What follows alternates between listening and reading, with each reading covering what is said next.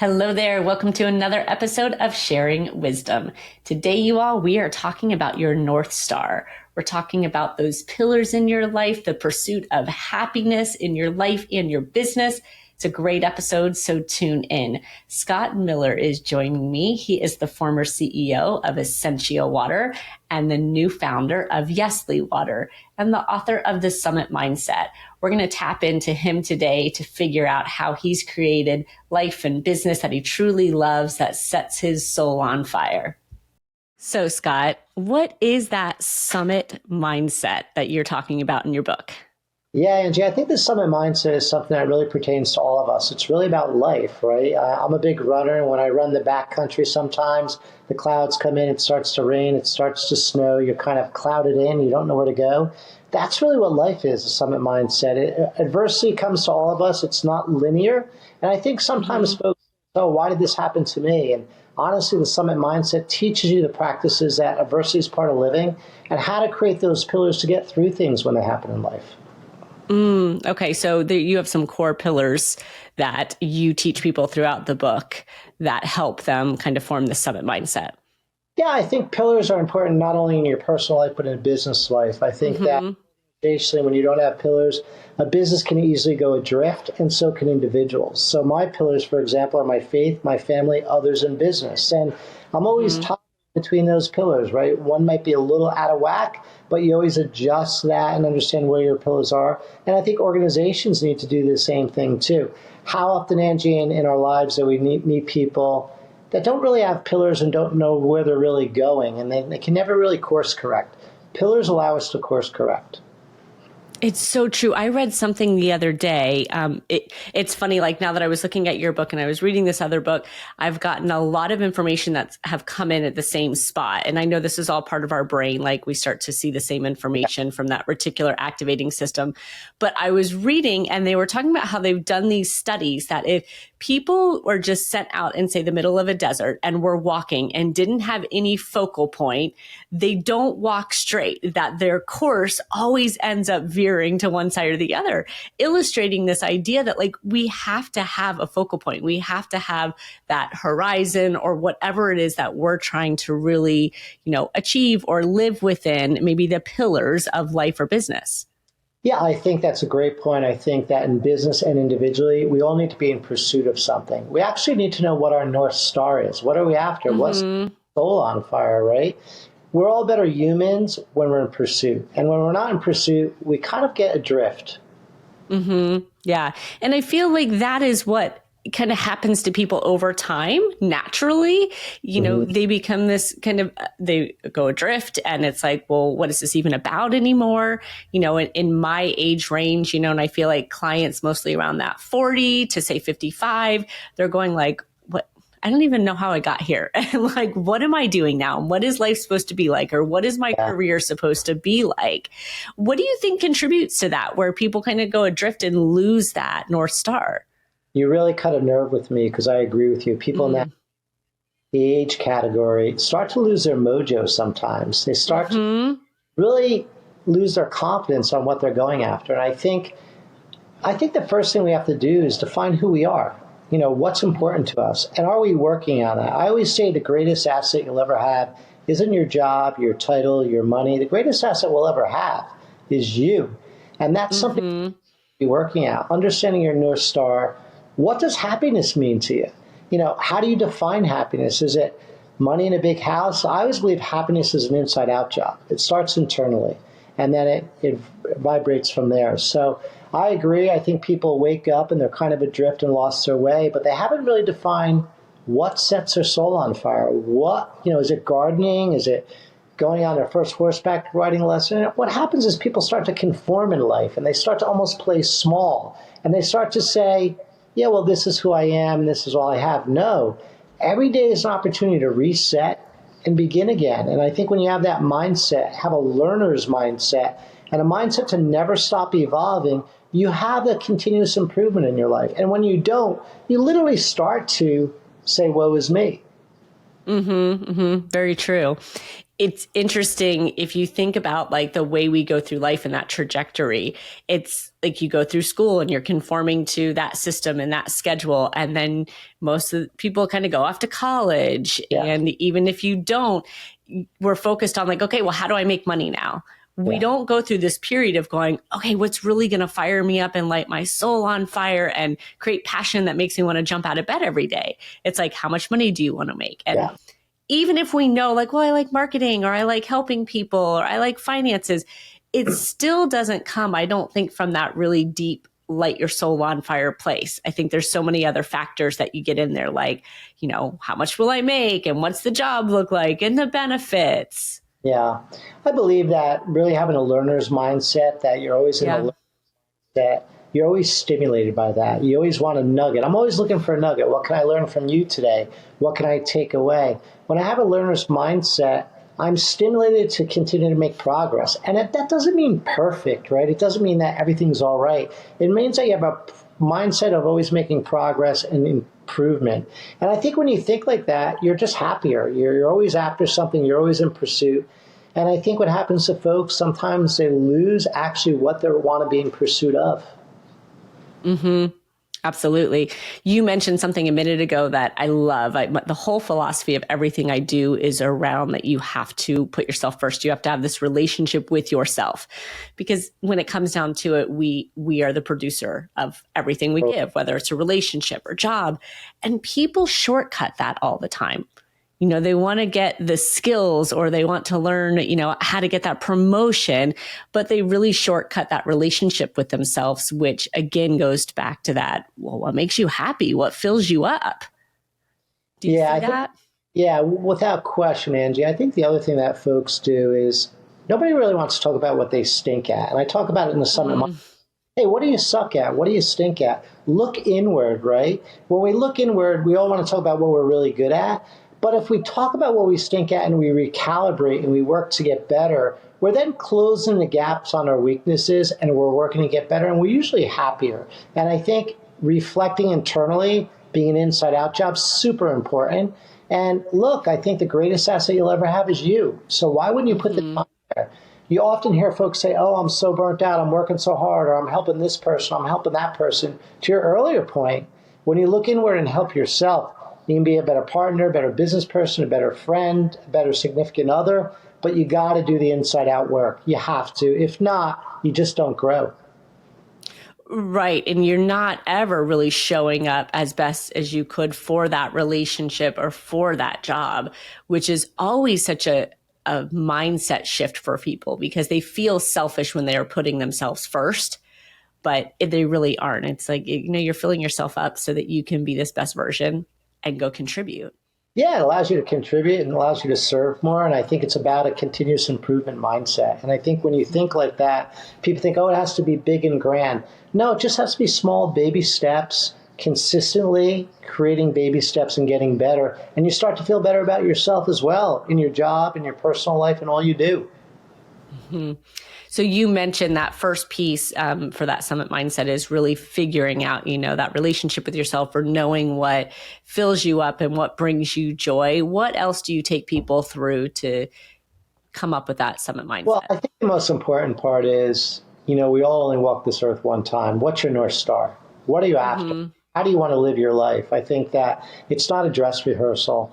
We have one shot to live it. So for me, my North Star is to be the best human I can be. And that doesn't mean perfect. But that means, you know, reflecting on how I could do better, how I could serve people, how I could make a difference, how I could take better care of myself so I can be a better dad, a better husband, and a better friend. And that's really important. That has nothing to do with anything material other than it's the greatest asset is me. And every year I want to be a little better than last year. And I always identify where the gaps were, where I fell short, and how I do better. So I think asking people what their North Star is super important. You know, I've interviewed hundreds, thousands of people throughout my career, and I'd often say, tell me a little bit about Angie. And Angie would say, well, you know, I'm hardworking, I'm honest, and I'm a family person. Well, close your eyes. Anybody could say that. Doesn't really tell me about Angie, right? But I think that's what most folks say. And I think, you know, taking the time to do the work on yourself and being able to contribute more and make a dent in the universe is super important. What is it that people have to figure out? Because I think that's a great question. What's that North Star for you? But to many people, it's going to be like, oh my gosh, I have no idea. Yeah, I think you're right. And that's the answer you get from many folks.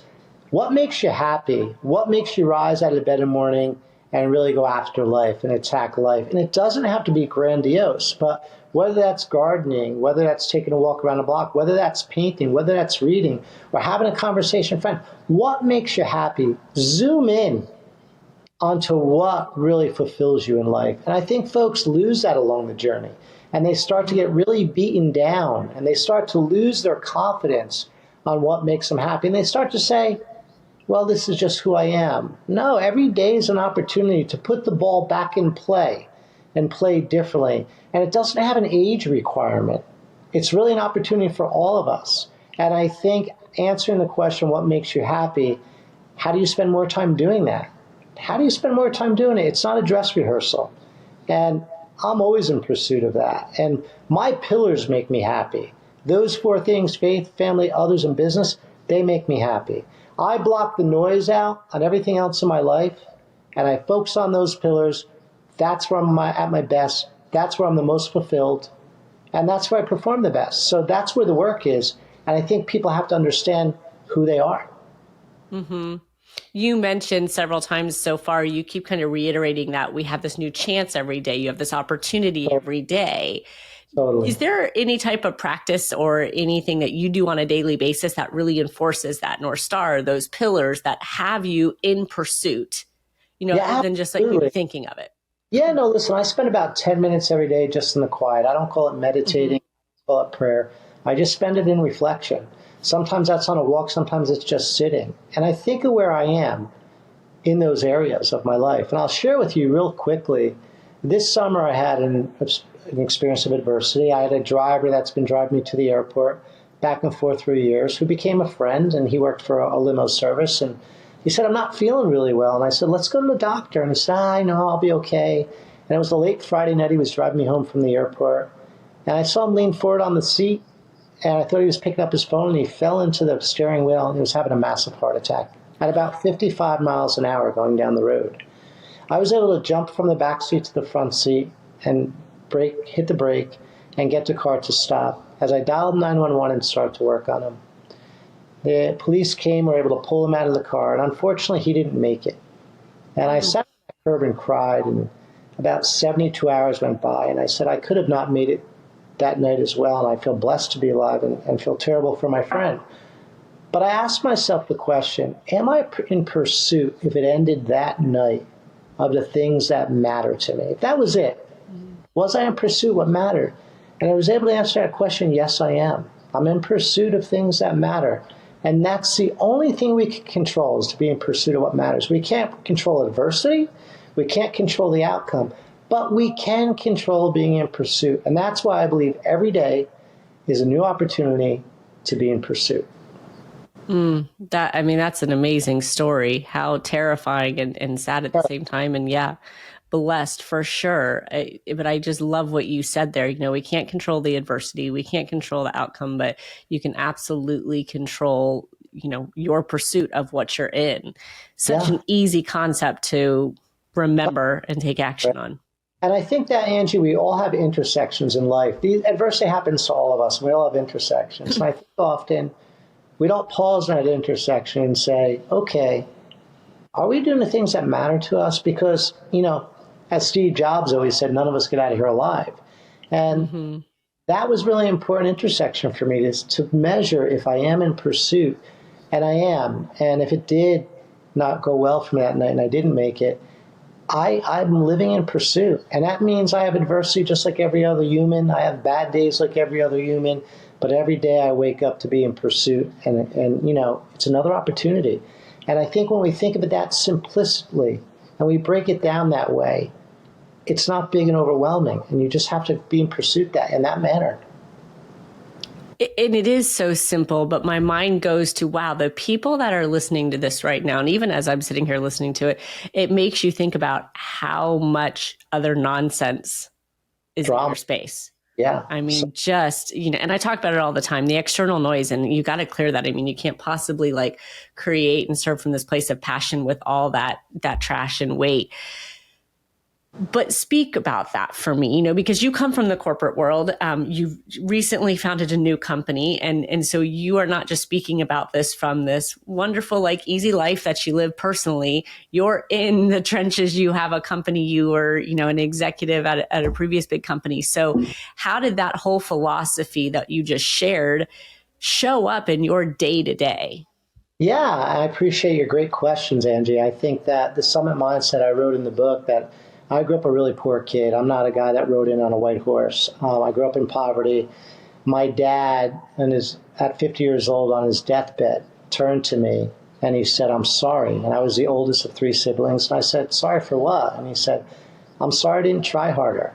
And my dad wasn't a guy who was a great communicator. He wasn't a man of great faith. He was a man that was really probably felt inferior in life, and life beat him, and he was a blue collar guy. But that was a moment for me that I said, I was in my early 20s, that weakness would become my strength. That I'm sorry for not trying hard enough, that I would attack life and I would block out the noise, and I would be a continuous learner and go after whatever I wanted to do. I wrote my first book. People said, "Why are you writing a book?" "No, you've never been an author." Of course I haven't been an author, but I've never conformed to what life tells me I can or cannot do. I've gone after things that have set my soul on fire. And I remember that moment with my dad, how hard that had to be hours before dying to say, "I'm sorry." So I think my life has always, every decade of my life has had adversity. And that's what every human being goes through. And if we don't sleepwalk through that, we can learn from it and we can become better against the journey. So why I think pillars are so important, I live within those four pillars. I always say I could live literally under a bridge with my four pillars, because that's how I wake up every day.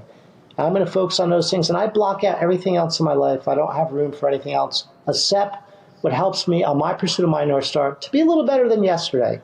I fail every day just like you do, just like everyone who listens to this call does. But I wake up consistently and asking myself the question, what can I do better? Am I in pursuit? And I think the magic bullet in life is simple but hard. It's consistency. Be consistent every day in what you do, and things will improve through time. It's like, compounded, the rule of compounding, right? What happens to people when it doesn't work, they quit. And how often you meet a friend, "Hey, it's January 1st. I'm going to walk a mile every day." "How does that walk going?" "It rained yesterday. It was snowing Thursday." You can walk in the snow and the rain. So it's that consistency that is so important in all of our lives. And it's common sense. Why is common sense not that common, right? But I do believe these intersections have always made me better. I do have a mindset that I want to be a learner. I do have a mindset of looking inward. And when the adversity comes in life, I actually embrace it. I lean into it. I understand it. Just like this summer I shared with you. Terrible experience, still kind of working through that myself. But quite frankly, I live within my pillars. Yeah. And, you mentioned something there about the adversity and not sleepwalking through it. Yeah. That's huge. Huge. Many people sleepwalk through it. They don't pause. They don't learn. They don't grow. My greatest victories in life have never come in the winner's circle. I've been an operating CEO for 20 years. I've been blessed to do that, sell a couple companies. My greatest victories in life have always come through struggle. The winner's circle is actually the easy part. You're done. It's champagne toast. It's over. It's done. No, it's all the reps in the struggle when it's not working, staying with it. I say practice like you play. Continue to do it. My greatest victories are always in struggle. Often I don't know it, but as I reflect and look on it, that's where my growth is. And that's really for all of us. Life is not linear for any of us. And, look, it's not about how smart you are, how strong you are. It's about your awareness and then doing the reps every day. Yeah. Oh, self-awareness is definitely one of the components. I say you have to have that before anything else, right? You can't grow if you don't know 100%. You mentioned something a second ago that also got me thinking in the sense of like, the consistency aspect of it. And when you kind of let yourself out of these agreements, people don't realize what toll that takes on their self relationship when you just dodge these responsibilities. And then we get this question of confidence, and I want more confidence. But we really do. I think we're a society that gets soft on ourselves and on one another. Yeah, where does confidence come from? It actually comes through when you work through something that's adverse, that you get through it, you grow in your self-belief, you feel better about yourself. Confidence in my life has always come from doing the hard work and working through it. And working through the valley in your confidence, because guess what? The valleys will come for us time and time again in life. And if we keep quitting in the valley, we never grow our confidence and we lose our mojo. We lose that curiosity we had as a kid that everything's possible, that we can do more. But working through the valley and being consistent makes us better for when the valley comes again. And in my life, as I talked a few minutes ago, Angie, every decade I've had adversity, and it's just part of living. But I know it'll come again, and I know I will get through it because I've developed a core foundation of my pillars, of my North Star, that I got it, I understand it, and I know it's part of living. And life isn't fair. And I think sometimes people feel, why me? When you develop pillars and you live within them, you know life isn't fair, and you keep doing the work every day. And that's where confidence comes from. Those folks that don't do the work and give up lose their mojo. And the first thing we have to do is lean into adversity and figure out how to work through it. I think, you tell me, I'm curious of your opinion. I believe that you really have to adopt like a liking to adversity. You have to really want to face challenges, or you create resistance against that. And it's really hard to walk towards resistance. Yeah, I fully agree with you. Look, you got to be able to deal with the wind in your face. Every year I run my age in miles. This year I'm 60 years old. I run 60 miles through the night by myself, alone, no headphones. Why? Because I want to feel that struggle. I want to know how hard it is. I want to know that I can still be doing it after 14 hours and still staying after it, because that helps me when the adversity comes. I know what I'm capable of through struggle. And I'll be doing this when I'm 90 if I'm blessed to live that long. Maybe it'll be biking, running, and walking. But I want to feel the adversity of the pain of it, because it makes me a better human, because that's what the life experience is about. That's amazing. That is super inspiring. Anyone can do it. It's just willing to put your to it and endure. And life is about enduring. It's so, at first, I got to say, like, the way we're talking about this and the way you're breaking it down, it's almost like I want people to realize it really is that simple. It is. Like, life doesn't have to be that complicated. The hard part really is the showing up and the doing it every single day. But when you have your mind wrapped around these pillars, and for anyone who's listening that knows me and my work, they're probably going, wow, you guys are like one and the same as far as your message and what you feel and what your philosophies are. So, but I do want to tell people, it really is that simple. We overcomplicate it. And when we shut out the noise and find that North Star, those pillars, life becomes much more manageable and enjoyable.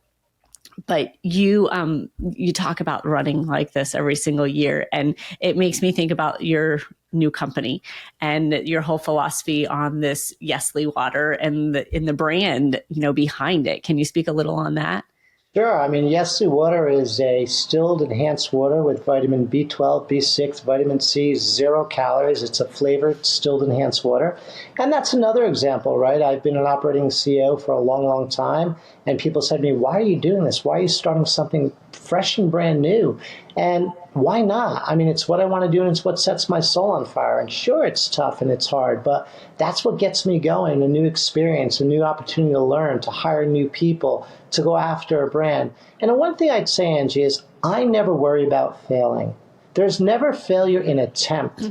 There's only failure in lack of attempt. So I always lean into the new challenge. I don't worry about failing. If I attempt it, I never fail. I only fail when I don't attempt. So well said there. Well, thank you again, Scott. If you guys want to learn more about Scott, check out Summit Mindset and Yesly Water. Can't wait to try it. Thanks, Scott.